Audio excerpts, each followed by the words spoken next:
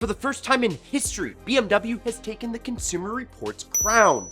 And no, you are not dreaming. The Bavarian bunch has scored the highest on CR's 2023 overall brand ranking. Is it the reliability, the features, the customer satisfaction? The answer, yes, yes, and yes. The Consumer Reports Gauntlet is no joke, folks. This is an annual battle where over 30 different brands from every country fight to the death in an epic royal of, well, data figures and reliability and stuff.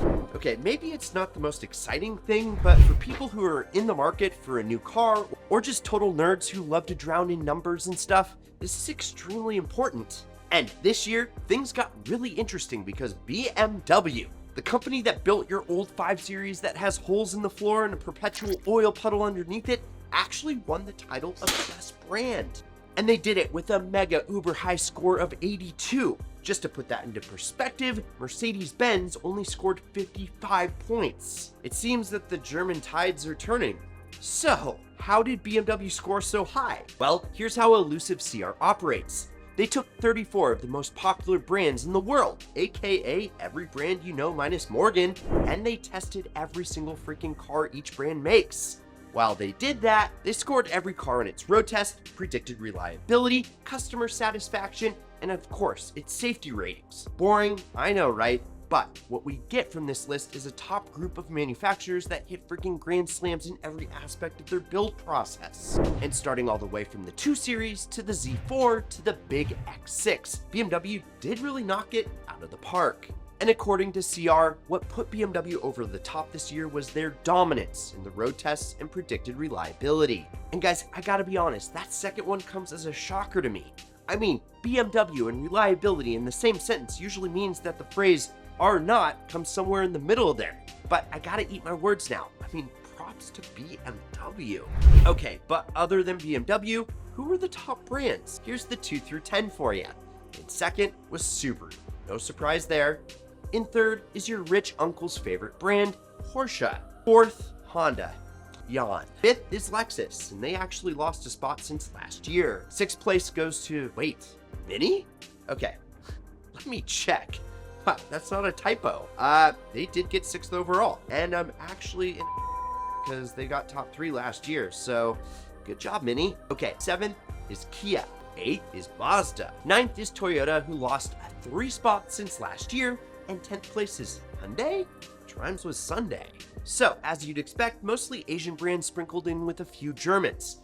Not super bold, but you know what is bold? CR wrote in their article that there are 9 brands that don't have a single model that they would recommend. These brands are situated at the bottom of the list, of course, and to be honest, this is the most interesting list. Here it is. You got Dodge, Maserati, Alfa Romeo, Mercedes-Benz, Rivian, GMC, Jaguar, Land Rover, and Jeep, which is a heap. Well, at least ours was. It spent half the time that we owned it in the dealership because of a phantom shifter error. And I mean, is that just me, or is it a list of Stellantis companies? Boom. Roasted. And for CR, it wasn't enough just to not recommend any single one of these brands' models because they tacked on one last little nugget. Here is a direct quote from the release. Consider carefully when buying one of those. Damn, CR, pop off. On the side of positivity, well, CR said that they officially recommended buying literally any model from BMW, Porsche, Honda, Mini, Acura, Kia, and Mazda. But there's actually even more to this list we can see just from the data graphics. The little red and green arrows on the left show how many spots each brand gained or lost since last year's report. And there's some big hitters that dropped the ball big time. Namely, Toyota, that lost those 3 spots. Volkswagen, that lost 7 spots. Genesis with 8.